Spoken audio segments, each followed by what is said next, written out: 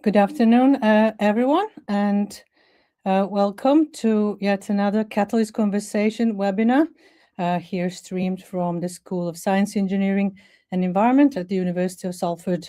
If you're new to us, we are based in the Northwest England, and our school crosses across several campuses at the university, and it's a very broad and exciting research offer. So if you are new to us, please take some time to check what we are doing. So I'm bringing to you yet another session of our Catalyst Conversation webinar series, which is a webinar born from the collaboration with our student partners and project students who want to know more on certain sections that are not usually offered within their degrees. So what we're trying to do, we're trying to, in our collaborative research project, we're trying to cross some cultural, structural boundaries and give more access to minoritized and Black chemists, in particular, more research and other opportunities so they can thrive in their employment. So today's session is very special, and I'm very honored to introduce Professor Andy Miah, who is our chair for, sorry, I'm just finishing with these slides first. So the talk today is part of our seminar series.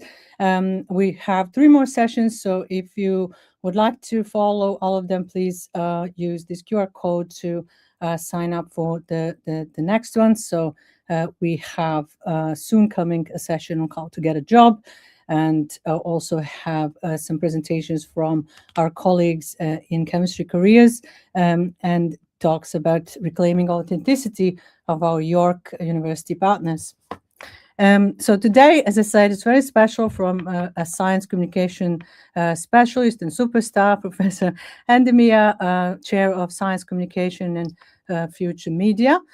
So Andy is an expert in a number of topics, including ethical, legal, social and cultural implications of technologies of change, new technologies, and science communication. So I will also remind you that we have a Padlet if you want to leave some thoughts, and you're also invited to leave questions in the chat we will address at the end.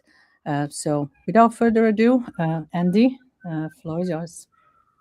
Thank you very much. Well, it's a pleasure to have the opportunity to talk to you all today. And yeah, it's a subject that I'm really passionate about, in part because I didn't really start in this area, and I was sort of convinced about it as I went through my career, that it was really important to think about the way in which we communicate, the way in which we engage with the public, and the way in which we think about our presence and role within the community.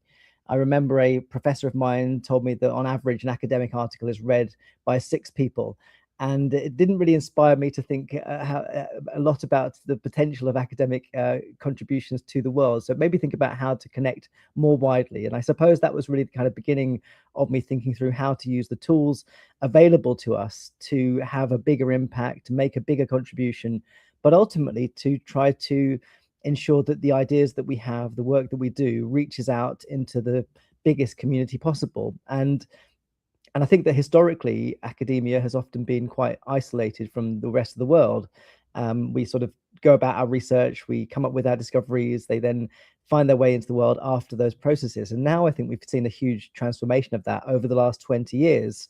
And it's really exciting to see how within so many universities, you have now training programs for media communication, building your brand, building your identity.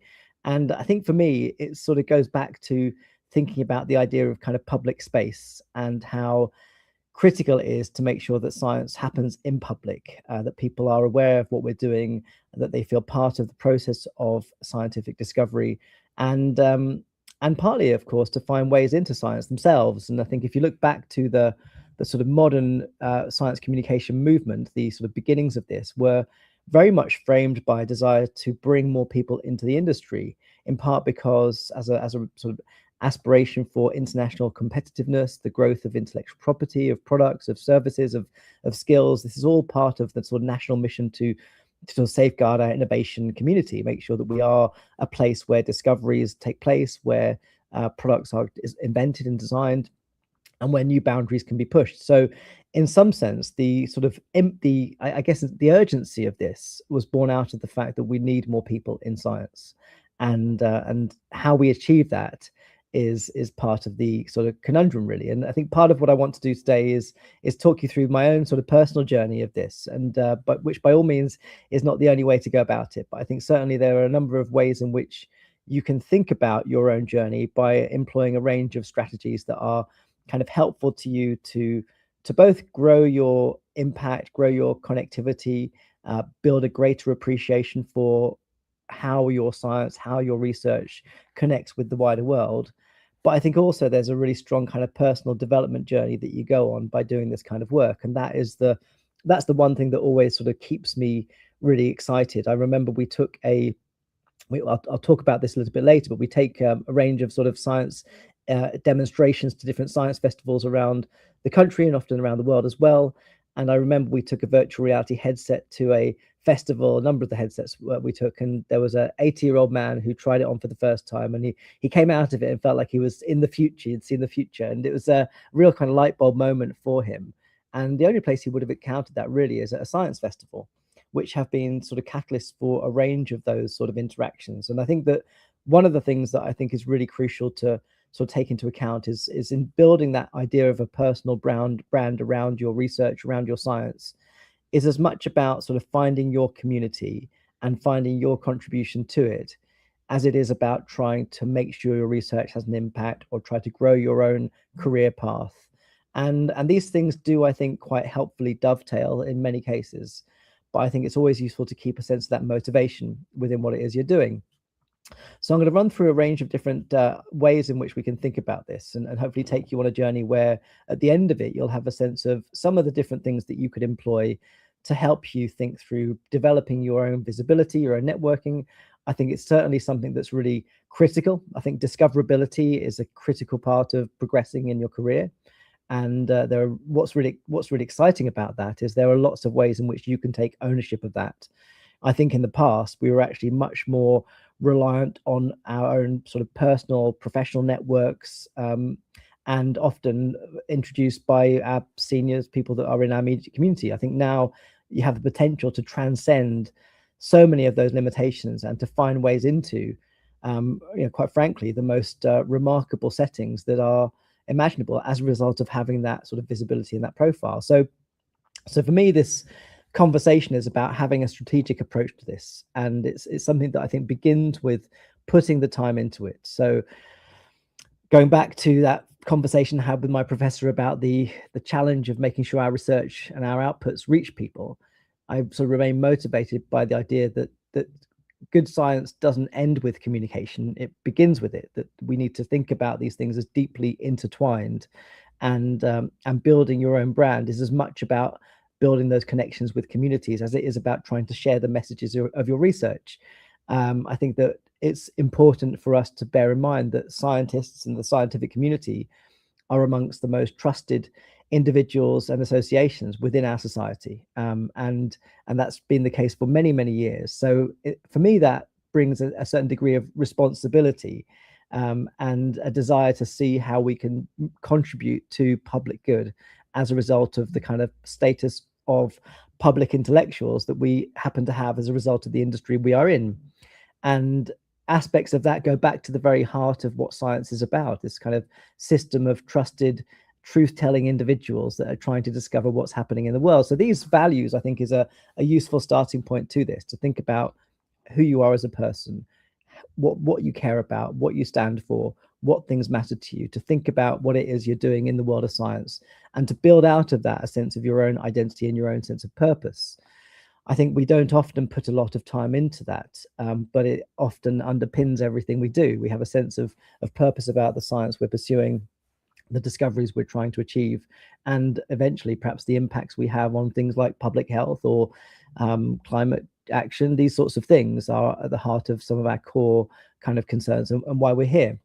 So each of these different sort of headings speaks to one sort of strand within the strategy that I think you can adopt, and I'll run through each of them in turn, but talk to my own sort of experience of working with them. And I think that, again, I know as many people who focus on all of these as I do focus on each one, and you can take your own path into this. And I think that certainly my own experience of doing this kind of work is that it can be a very organic process where you find yourself in settings that you perhaps didn't expect, doing really interesting things that you never imagined. And I think that's a really exciting aspect of being a scientist. And actually,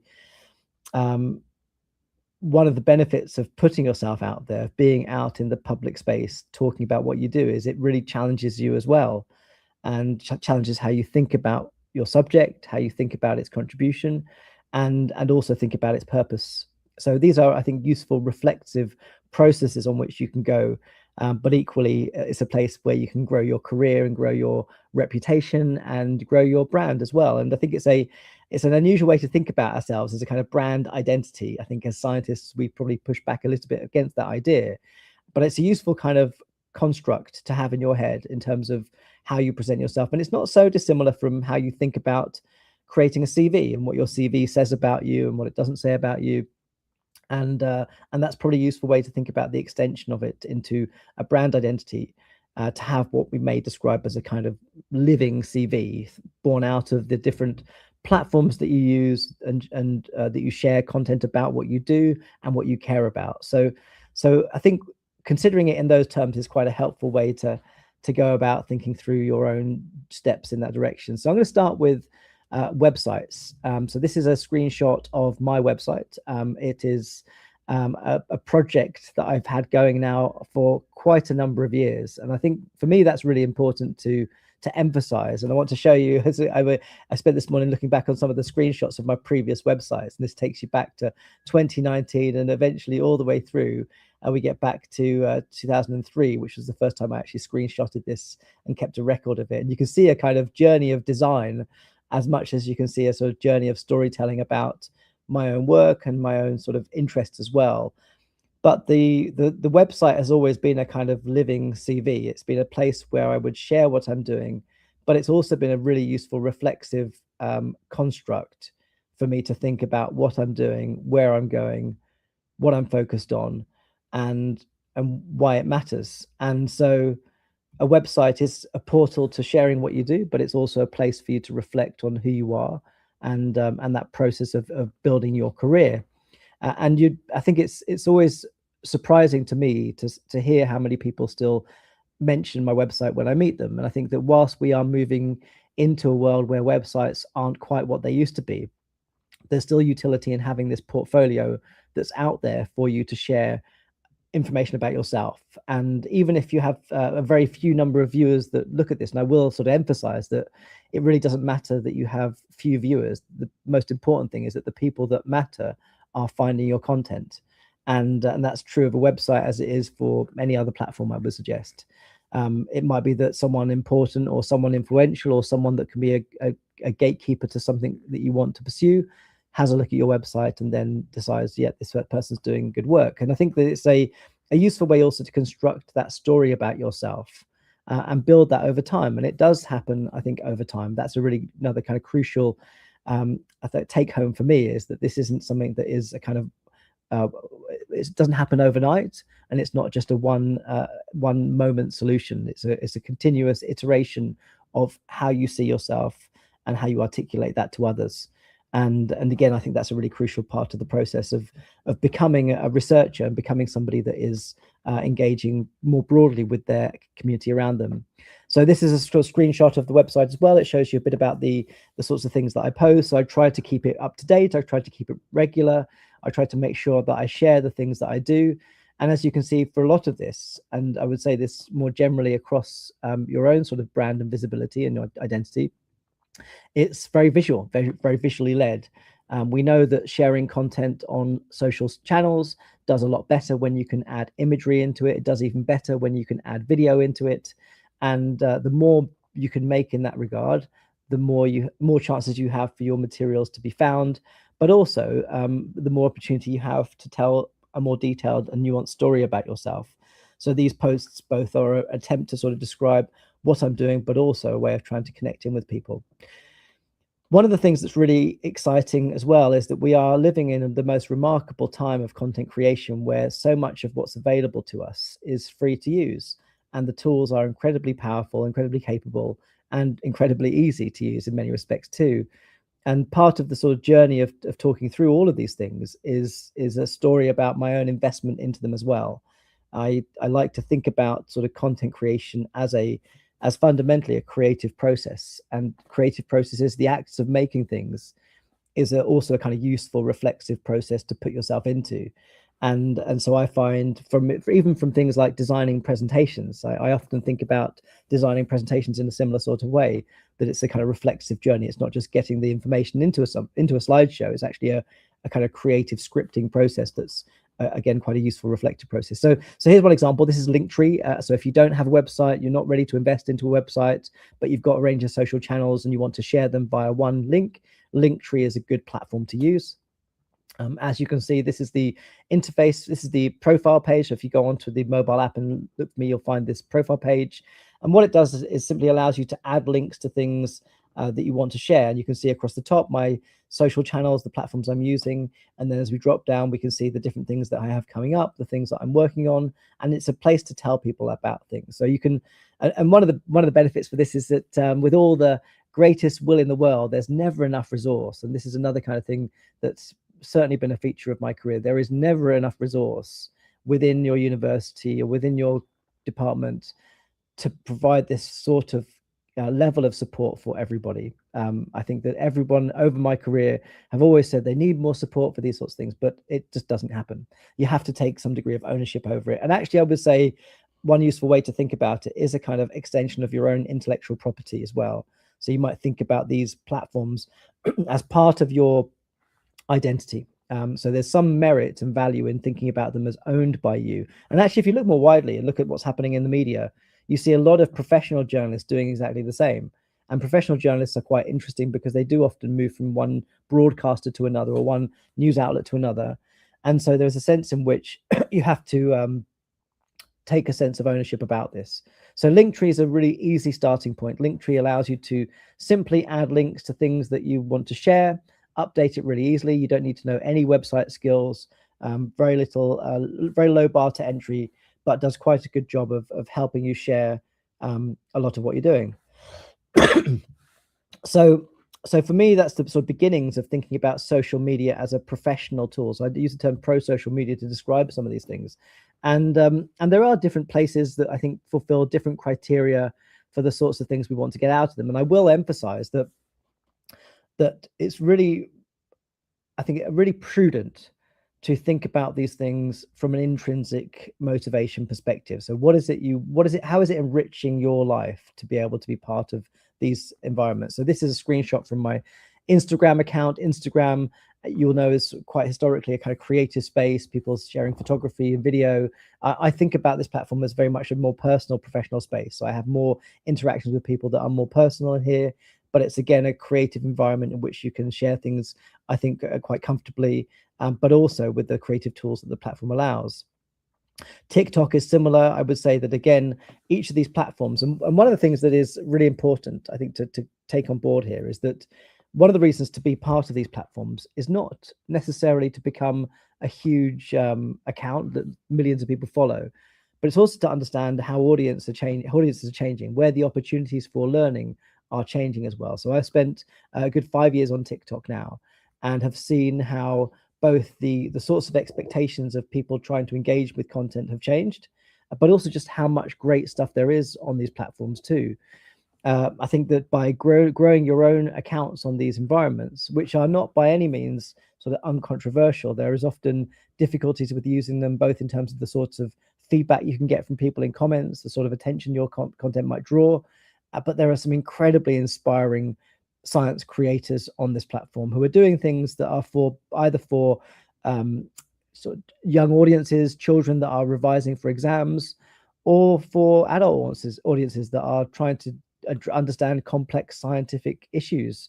So it's become a huge amount of material that you find on platforms like TikTok that are sharing science really well. And actually, I would say that there's a lot of desire for these sorts of skills within lots of organizations, not least of which are academic associations. And over the years, we've seen academic associations try to grow their own impact publicly. And so to have these sorts of skills where you can make material for these platforms has become a growing interest, certainly too. And I would say that the best thing you can do is just to dive into the platform and try to explore it. This is an application called CapCut, which I use on a daily basis almost. And it's a really great, light touch, but very advanced and very capable editing software. And CapCut is a platform that is similar to some of the very high-end professional platforms that are out there, but it makes it very easy for you to edit, create, share, and has a lot of functionality into it. So you can get a lot done by using this freely available piece of software that allows you to make content for a range of channels. And of course, you can also export the content from the platform into multiple channels as well. So it makes things much more efficient as well, but has a whole range of creative capabilities, things like auto captioning, things like animations, and the sorts of functions that you see in kind of professional level video material, but you can do it all yourself. And for me, that's really important. The ability to do it yourself is really important. And it's not about sort of trying to sort of think, well, do you have time to do this sort of thing? It's actually about integrating it into your own sense of the scientific work that you do. So many of my collaborations have come about as a result of social media content that I posted. And so you'll find that it opens up doors in ways that perhaps you didn't expect, takes you in directions that are surprising, but also, again, provides that space for you to build that sense of continuity across your career. And you might spend your career in many different institutions, but these channels, these it's a bit like having your ORCID ID for those that have the sort of scientific URL that's attached to their publications. The ORCID ID, it's a bit like having that throughout your career. These platforms are a place for you to establish that continuity. It's important that we talk about LinkedIn. I think LinkedIn is something that often can divide people in terms of how they feel about it. Certainly, it's a platform that I absolutely advocate people getting involved with and using quite significantly within their careers. It's of course a predominantly professional networking environment. It is useful to think about it not just in terms of your growth and your connections, but also in terms of your discovery about your subject. And I think there's lots of really interesting ways in which you can use the platform to help build your career pathway. And it's partly connecting with people, of course, the people that you meet. So you go to a conference, you meet people, you ask to share LinkedIn profiles at the end of it. And it's not just then growing those number of connections that you have, it's partly having a database of the people that you've met so you can remember them over your career, follow up with them on opportunities. But also, like all the sort of social platforms that are out there, the more you engage with the platform, the more you teach it more about yourself. And it then can give you insights into things like jobs. So job discovery is a great example of that. Increasingly, organizations are using LinkedIn to advertise jobs. And one of the ways in which you can have those jobs come to you is to use the platform to then tell it what interests you, and then it will deliver jobs that are of interest to you. So thinking about it as a kind of networking database is a really useful way to use the platform. But also it's useful to make contributions as well. So I was at an event last night and I put out a LinkedIn post after the event, actually during the event, and that's another thing that I think is a really great opportunity. Often events might have photographers or social videographers that are creating content, but they'll often take a day or two to get something out there. But with platforms like CapCut, you can be at the event, take the photographs, do the video, use the templates in CapCut to make your final piece of content, and then push it out before anybody else has done that. And then you can tag everybody in it, and all of the things you do when you undertake that process are really useful. Yes, you certainly then bring attention to yourself as somebody that shared something related to it and maybe shared it first, but you also it's like a note taker as well. It's like a public note taker. So I wanted to share something last night in order to remember the people that I met or the people that I thought were interesting that I might want to meet in the future. And by sharing the post publicly, I now have a record of that. So it performs a range of different functions to create the content, not just to kind of grow that brand identity. But certainly it's also a great way to discover organizations and how they work. So when you go into a company website, a company page in LinkedIn, you can see the types of roles that are there, and you might discover that there are roles within your sector that you hadn't even known about yet. So again, it can be a way for you to discover more about your industry, more about the potential relationships that you might find. And I would say that there's so much more than you perhaps imagine. What I found over my career is that our relationship as university academics to the wider industry or governance policy making is absolutely unexplored by most academics. And there are so many different pathways that you can take in your career that bring your expertise as a scientist into lots of other interesting settings. So LinkedIn can be a great way to discover those types of roles and see which ways you might become part of those pathways. So it's a great, again, career development platform, not just a place to kind of collect people. And I think actually to think about it as kind of collecting people is quite a limited way of understanding its value. So moving on to networks. Networks, I think, are a critical part of your career development. I remember as a PhD student being asked whether I was part of an academic association. And at the time, there were a number that I wanted to be part of. And one of the barriers to that often is the cost of them. Often they require memberships, and that's not always achievable.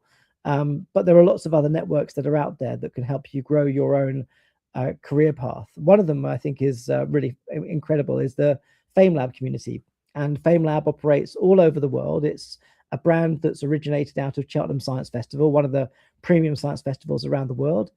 And they set up FameLab as a way of trying to grow the public presence of scientists around the world. So in 2005, they wanted to create a competition where people could then submit videos or perform on stage talking about science. And it's a way of trying to grow that skill set, but also to grow the content that's out there about this. So if you go online and Google FameLab, you'll find a lot of videos of scientists sharing simple videos about their work.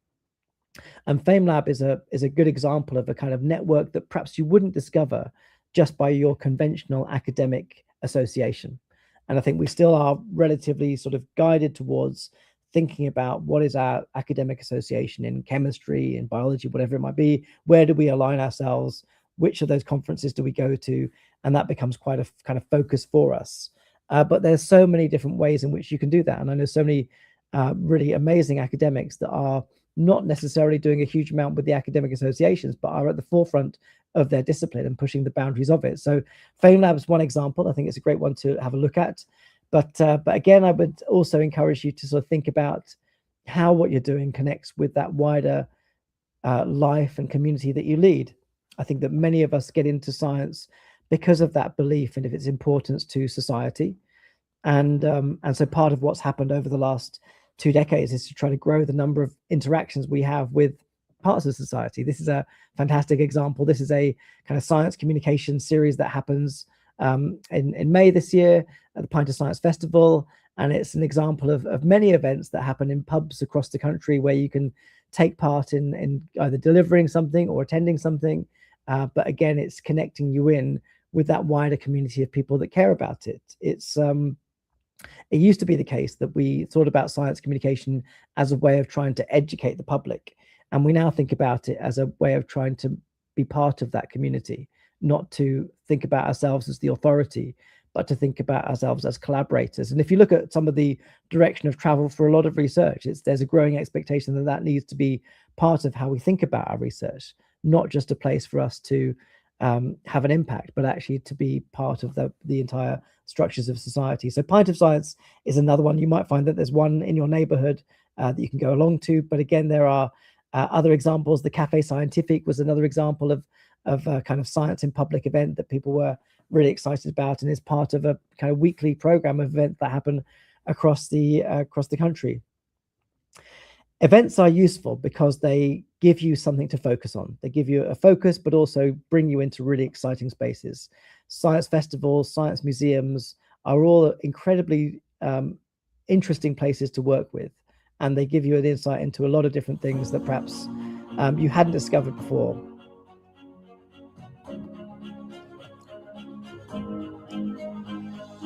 So this is from New Scientist Live, which is one of the events that happens in London predominantly every year and happened in Manchester a few years ago.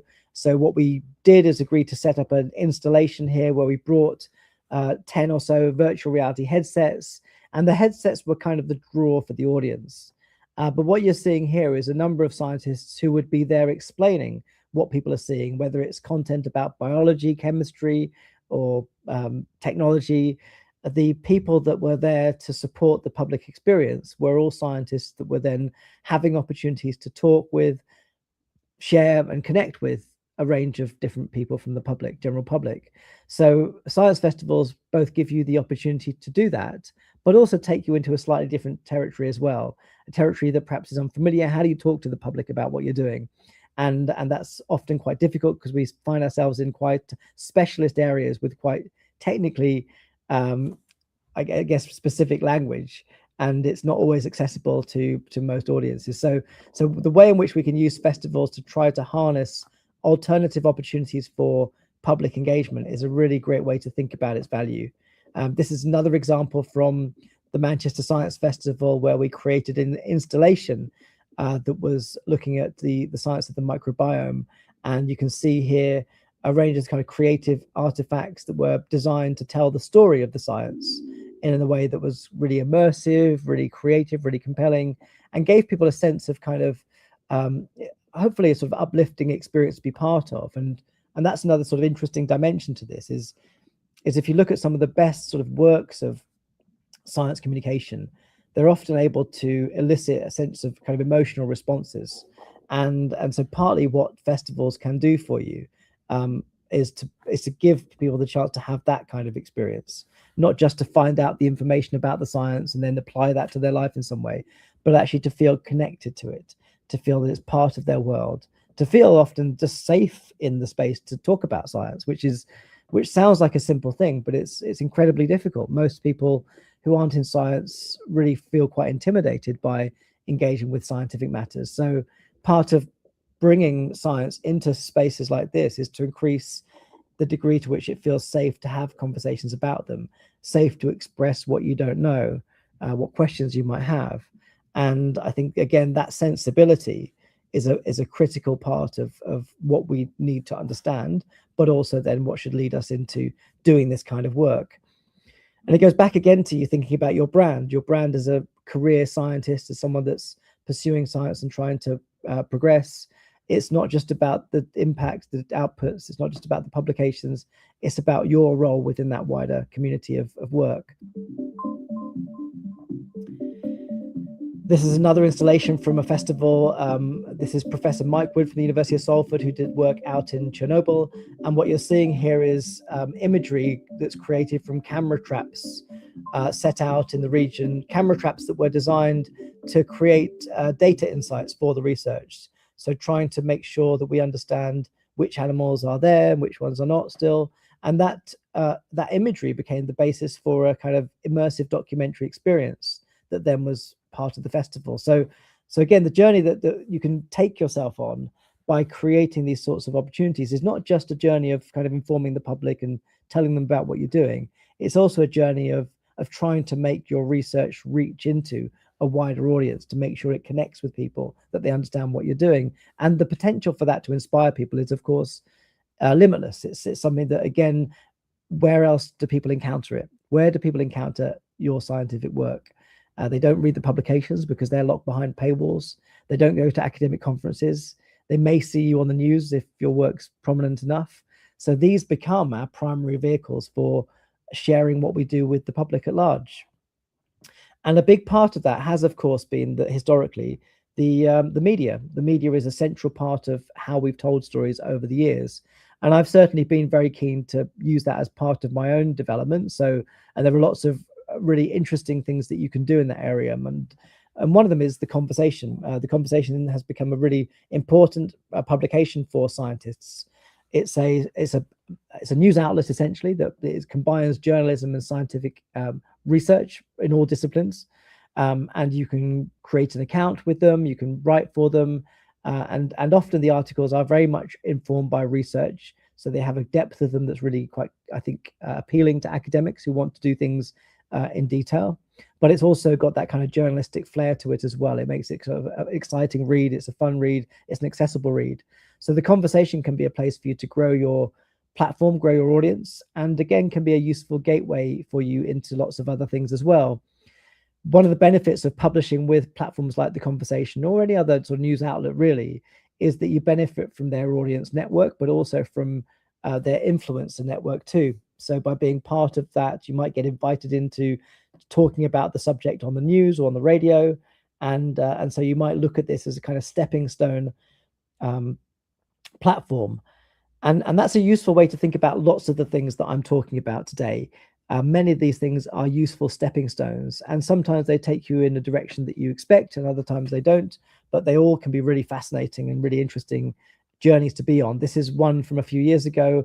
This was a BBC podcast, audio drama really, that was released, and the producers, the subject of the podcast was about sort of the future and science and technology, and what they wanted to do as part of their product was to create a kind of podcast alongside it. So the sort of multi-part drama went out on the BBC Sounds or BBC Radio 4, I think it was. But then alongside each episode, they created a kind of interview conversation with a scientist about some aspect of what the show was engaging with. So I found myself part of one of the episodes. And again, what felt really exciting about it was being part of this wider creative piece of work. And again, those sorts of things are quite unexpected to discover yourself being part of, but are nice chapters in your career to have been involved with, and they become really memorable. I think one of the other reasons why it's so fun to do this sort of thing is that it becomes a really rich part of your life to have been involved with them. And so much of this can begin. And I guess the other sort of lesson I would say is that by doing this, you kind of have a constant drip feed of what you're doing that reaches the public. Whereas if you just rely on outputs and conferences, it's very few and far between moments where you can actually share what you're doing. You can now create your own podcast on platforms like Spotify with very limited technical capabilities. Just knowing how to operate a website is pretty much all you need to know. And the platform does a lot of the work for you. So using these platforms, empowering yourself to build your own content, build your own products around them is both an achievable thing to do today, but it's also a really inspiring thing because it still feels quite new to me that we can all now have our own podcasts and creative shows. And actually, I think that whilst the sort of response to that is there are so many podcasts, do we need any more? What I would say to that is that the process again of creating the podcast can be a really collaborative, fruitful process, even if it doesn't have millions of followers. it takes you on an important journey that can be useful for your own professional development too. Not least of which is then being discovered. So this is Digital Planet, and it was BBC radio series on World Service. So again, most of the stuff that I end up doing for the professional media comes about from a producer, a listener, someone involved with the company, hearing it and then contacting me as a result of this. So this is a show from I think it's a couple of years ago now, a few years ago, but it's a good example of how these sorts of things are always useful to have dotted along your career path as part of the sort of impact that you have. And they can also be a useful way to build collaborations as well that go into your wider research activity. So they're not sort of separate from what you're doing scientifically. They're a part of that process. And often the people that are interviewing you are incredibly sort of eloquent and thoughtful about what they're doing. And so they can be quite rich conversations. I think it's also important that we go back to thinking about what the academic networks can be useful for. And I remember certainly when I started off as a PhD student, I began by making websites for my academic associations. At the time, they didn't have websites. So having the ability to make a website for the academic association was a great way to get known by its community, and to become involved and become valued and useful. And I think that's true still of today. It's not maybe building websites, although I think still academic associations need them because they often don't have the resource to do that at all. So these can be useful skills to be able to deploy quite efficiently. But they also need social media accounts and need accounts that produce content about the things they're doing, the academic conferences, the publications that come out of the journals. And so you can find a lot of opportunity by looking at those networks and those routes into sharing content that isn't necessarily about you. It's not about your research. It's about the research of that wider community. It was probably about 10 or 12 years ago that academic journals started to appoint social media editors. And these would often be PhD researchers, people that understood how to use the social media, and then became part of the editorial team as a result of that skill set. And I would say that, again, if you're beginning in your career, having capabilities of doing these things is incredibly powerful because it can have a huge amount of impact. So you might find yourself going to an academic conference and you decide to make content about the presentations, and that becomes part of the impact of that event more widely. And you might find that that leads into roles within the committees of those academic associations, and that can be a really rich way of you growing your own visibility, but also growing your brand as someone that's an innovator.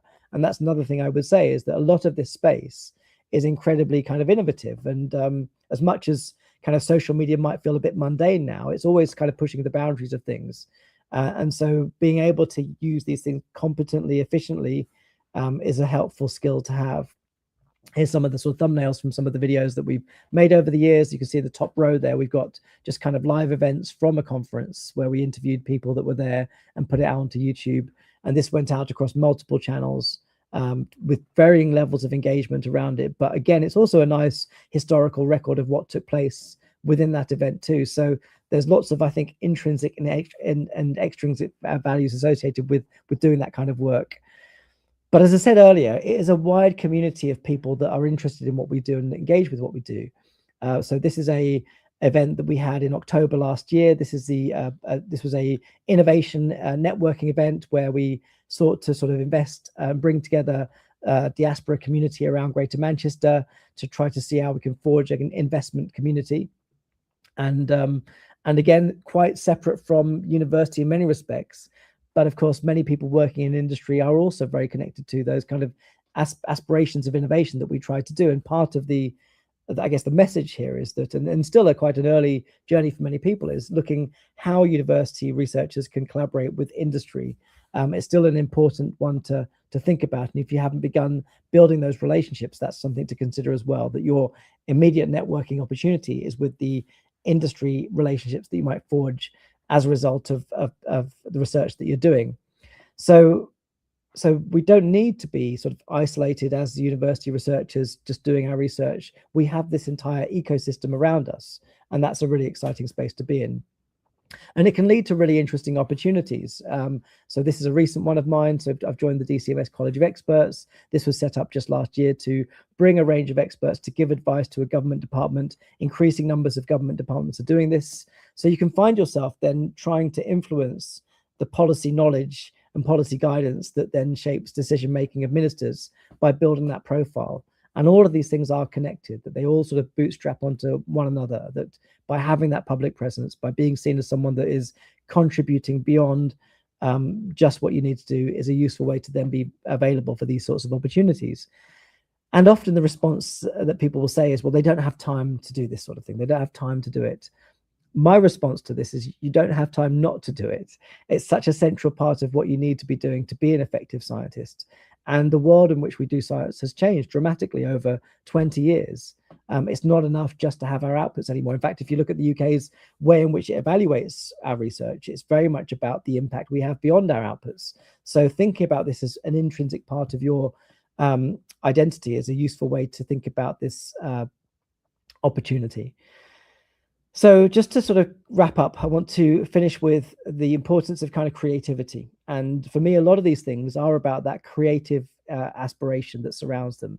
And over the years, I've tried to experiment a lot with creative platforms and use different tools that then hopefully get me to think differently about where we locate ourselves. It can't be a surprise to many of you that gaming is such a big industry now and a great platform to communicate what we do. We saw last year BBC Bite Size. This is the UK platform for sharing insights into qualification to 16 years and 18 years of age.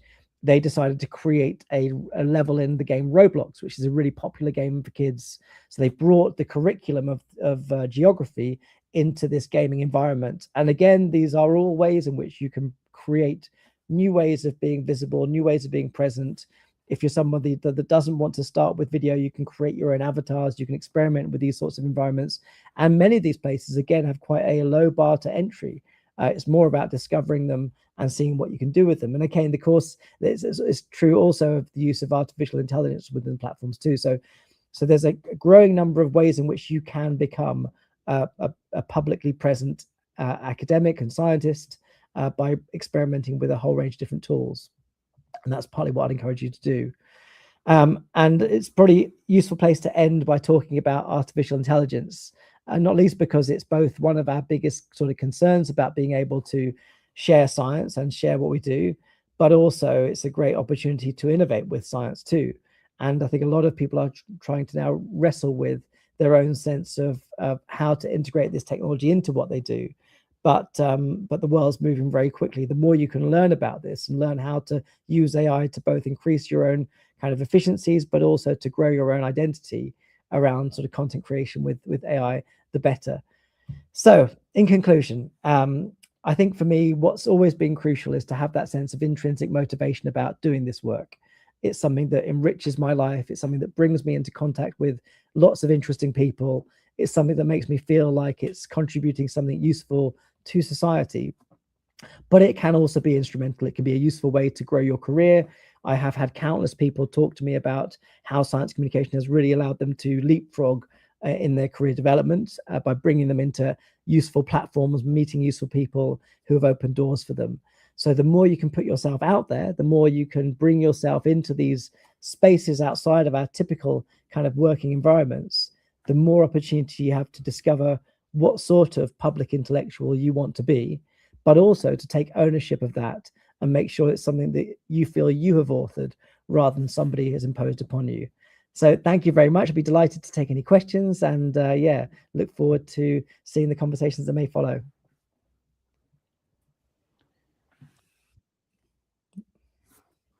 Great speech, and we enjoyed this thoroughly. So we now have some questions for you.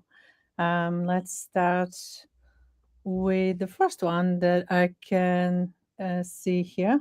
Sorry, not this one. Absolutely insightful. I like to work of the Cheltenham Science Festival organizers. I was a Fame Lab winner in South Africa 2020. This is from Pinky. Also some other comments. Dorothy says quite an enlightening talk. And see another question. So now we have a question from Anna. Would you advise to consider TikTok as an alternative science education platform?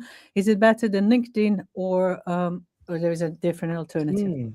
Well, it's a great question. Well, first of all, Pinky, congratulations on winning. That's incredible. And FameLab is a wonderful community of people that are doing extraordinary things, I think. And so you're part of this wonderful network. And I'd encourage anyone to engage with FameLab and find out more about it. See if you can compete if you can in your region. So yeah, congratulations again, and thank you for your comment. I think that it's really interesting because I think that many platforms began their life as being talked about as alternative. And now we're at a point where we talk about legacy media, which is a phrase I don't particularly like, but it's applied often to television broadcasters like the BBC, like ITV, whichever country it might be. And in part because I think that for many people, they are the alternative now. Platforms like TikTok are becoming the primary channel of news discovery for many people. And I think that's a really important idea to keep in your head, is that the data tells us, especially for younger people, that TikTok and even Snapchat, places like that, are primary places for discovering news information, scientific and educational information. And for many of them, it is the only platform they use. They don't turn on the television, they get in the living room, they don't watch the news. And I think the predicament we have as scientists is to sort of lament that and think, oh, how awful it is. The younger generation don't know anything. Or we have the opportunity to actually involve ourselves in the world where they reside. And that's what happened with BBC and Roblox last year, where they decided actually, yep, it's a shame that we're losing viewers from our website or that people don't go there as much as they used to, but we need to take the content to where the audience lives. And that's very much, I think, the philosophy that underpins it. And I would say that we know that lots of these platforms are algorithm driven, which means that what you see on TikTok may be very different from what I see on TikTok. And so our impression of it can be very shaped, for better or worse, by those experiences. What I can tell you absolutely is that there is a huge amount of scientific and educational content on TikTok. And so much of it is absolutely amazing. And so much of it is young researchers that are doing a fantastic job of humanizing science, getting people to see that, anyone can do this. Like, this is not some privileged world that only the few can enter. Science is for everybody. And the behind the scenes footage of scientists working in labs or sharing what they're doing is a great way to understand that. You don't get that, unfortunately, with the legacy media experiences. What you get is a journalist talking about an issue, and then a scientist comes on and gives their expert commentary. With TikTok, you get a sense of what it is to be a scientist and to see that that's a possibility for you. So I think for me, it's a really important one to keep an eye on. And even if you don't publish a lot on it, it's really important to understand how it's working. I think whether it's better than LinkedIn or a different alternative, I certainly think there are different ways in which you should use it. Certainly within LinkedIn, it is, of course, predominantly a professional audience. And it's a professional audience that wants quite grown-up conversations about things, whereas TikTok can be a lot more fun, a lot more informal, but there is becoming an increasing blurring of those boundaries, I think, as well. So we see my approach to content creation is to try to establish a workflow that makes it easy to publish across each of these platforms. And I think if you get that in place, it doesn't feel like it needs to take up your whole day to do it. You can just simply export from CapCut into LinkedIn, into TikTok, into Instagram, and get that all done in one, rather than have to spend your whole life doing this. So I think, and then I think it's also about how it serves you as well. What do you get out of these platforms? LinkedIn for me is predominantly a 9-to-5 experience, whereas TikTok is also in out of hours. So I think it's really important to keep that in mind too. Thank you, Andy. Definitely inspiring about the TikTok. I absolutely agree, and it's a very different view. So I had a question, quite similar, but for our early career researchers and us time-poor academics, what is one platform that you would prioritize first for building STEM brand, and why? Because you spoke about branding a lot. So I guess I would say I'd look at it on sort of a couple of levels. One is about your individual career and your brand. And what you do there. Another is how you build your brand alongside the communities that you are working with and that can be instrumental to your own career development. So, for example, if you are whatever your discipline, look and see what your academic association needs in terms of its own development, and see how you can contribute to its own progress, either on LinkedIn or other social channels it might use. And I think that's a useful way to spend your time. And actually, if you have only a few hours, dividing your time between work for that association and what it can do and work for your own channels is a useful way to do it. Because, of course, if you then publish something on the channel of the association that you're working with, you get the visibility of their audience too. So I think it's useful to look at that strategically.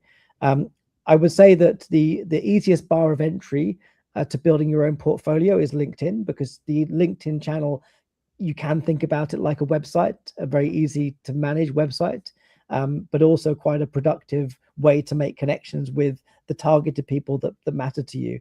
But that's very different, I think, from wanting to have an impact on the general public and for your ideas to reach out to there. And one consideration in that is that in some platforms, you don't get the kind of discoverability that you'd want from a wider audience. So if you publish in LinkedIn, it may not be picked up in Google, whereas if you publish on YouTube, it gets picked up on other platforms. So that's, I would say, sort of try not to think about it as prioritizing, think about it as managing across different platforms. All right. We have another question from Yara.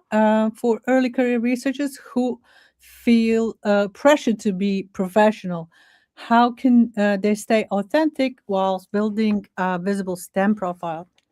I think a useful way to think about that and to start with that is to look at some of the people you think are doing a great job. And there are lots of scientists that are doing a great job on these platforms, and it's incredibly professional, incredibly insightful. And to have a sense of those role models is a useful beginning, I would suggest. I can think of so many academics and scientists who are early in their career who are putting out really professional content on neuroscience or nanotechnology or whatever it might be. And I think there's nothing about that content that is detrimental to their career. Quite the contrary. And I would say the emphasis actually is more these days on trying to humanize science rather than present us. I mean, it's a classic thing about 20 years ago. We'd do science festivals and people would wear white coats as scientists. We don't do that so much anymore, because the white coat was a kind of barrier to feeling that it's something for other people. So people are much more informal about that now. And I think there's a greater understanding of the importance of that. So I'd say try to find role models, but also I think lean into that humanizing side of it. Great. Another one from Yara, and we have some more after that. So what is one mistake you see scientists repeatedly make on LinkedIn and how they can avoid it? I think that one of the mistake on LinkedIn, but also I would say more broadly, is to think about it as being a platform just for sharing what you do. I think that's I would say that 30% of what you do on a platform should be about you, 70% should be about others. And that can include things like reposting content or making a comment on content, or even sharing posts about other things that are interesting to you. Like today we have an International Day of Women and Girls in Science taking place at the university. And that's an event run by one of our colleagues. And I shared that on LinkedIn this morning, hoping that more people would see it. And I think, that's, again, a nice way to work apart from anything. It's great to support others and what they're doing. And I think that the returns on that will also be really productive for you too, that people appreciate their own work being made more visible. So 30-70 is the ratio I'd go for. Right. Pinky has a question. If one already has an Instagram and socials on personal basis, how can they make that transition or making those spaces more professional? I think it's a personal journey and decision making around that. Certainly, I have many accounts on Instagram and on TikTok for different purposes. I have accounts for the fitness work stuff that I do on a personal basis. I have professional accounts, and I think I wouldn't worry too much about creating multiple accounts. Many people do it. It's useful to keep things compartmentalized. And sometimes you might find that those things kind of bleed in a little bit. So sometimes on my professional Instagram account, I'll share a post from my fitness account just to sort of share a bit more about my life. It's a strange kind of paradox that a lot of my personal life isn't very public, but a lot of my professional life is. But sometimes I bring a bit of that in as well. And I think that's a useful way to manage it. So having separate accounts can be a useful step, I think, if you're not terribly comfortable with the personal side of things being more visible. Absolutely. Another one from Pinky. What sorts of challenge face science.com and building visibility online in light of POPIA regulations and restrictive privacy of certain types of research? I think so POPIA is quite an interesting one. I'm not so familiar with it. We have sort of similar things over here around what we call GDPR, which is, again, sort of personal sort of identity data that we might share or not share. I think that certainly I hear a lot about, I think there is an issue with how people manage the reactions to what they're doing online. So often, especially if you're working in areas of quite controversial science, you can get quite a lot of negativity back, and sometimes quite sort of worrisome responses as well. And I think that's where, again, it's partly about trying to make sure that you can find ways of managing that, but also perhaps approaching it in a way that you're comfortable with. With regards to sort of the research itself, I think we've seen over the last sort of week or so, universities in the UK having conversations with national security agencies about the research that we're doing. And I think scientists sometimes think about this in terms of protecting their own intellectual property. How much should you share about your research before it's published, for example? And I think, again, I think if you're at all concerned about that sort of thing, I would say focus much more on the wider aspects of being a scientist and try to build that sense of identity around that work, rather than perhaps protected research insights that you might want to safeguard. I think this is the last one. So it's an unknown user. So as a PhD student, how can we develop professional voice that feels confident and authentic, especially if they don't fit the traditional image of a scientist? It's a great question. I think a lot of people feel this way about what they should be as a scientist. My simple piece of advice is just to be yourself. That kind of content works better than anything else. We are at a time where the idea of a scientist is being deeply disrupted by many of these platforms that are showing us just how varied it can be. There is no one way to be a scientist. And I think actually the historical way that it has been portrayed, or that we have conducted ourselves in, has been really limiting. It's really restricted how we're seen. And actually the best thing you can do is just be yourself and not worry about that at all. I think that it will pay off for you to be that way. And people appreciate a personal journey. You know, not everyone, we're not a kind of complete work. We're a work in progress. And I think that sort of empathy for that pursuit is something that people understand and will respond positively to. Thank you, Andy. I think we will take this take-home message that humanizing science is the way forward. So thank you for suggesting this, and thank you all for listening, and we'll see you at the next one. Thank you very much. Thank you.